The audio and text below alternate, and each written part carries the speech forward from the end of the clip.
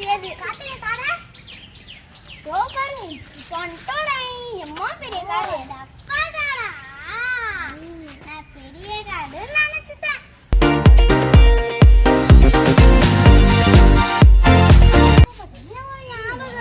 என்ன ஞாபகம்?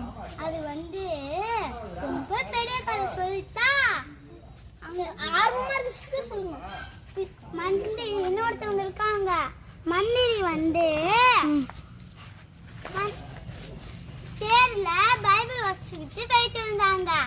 அப்ப அங்க அவங்களுக்கு வாசிச்ச அடுத்த ஒண்ணுமே புரியலையா. அப்ப அவங்க என்ன பண்ணாங்க, பிலிப்ப இன்னொருத்தவங்க ஏசப்பா வந்து நீங்க அந்த கூட்டத்தோட போய் சேர்ந்துக்கோங்கன்னாங்க. சரின்னு அவங்களும் போயிட்டாங்க. பிலிப்ப அந்த கூட்டத்தோட சேர்ந்துக்கிட்டாங்க. அப்ப சேர்ந்துக்கிட்டோடனே அவங்க என்ன வாசிக்கிறேன்னு கேக்குறாங்க. அவங்க சொல்றாங்க, நான் வந்து பைபிள் வாசிக்கிறேன், அதுக்கு அர்த்தம் தெரியுமாங்கிறாங்க.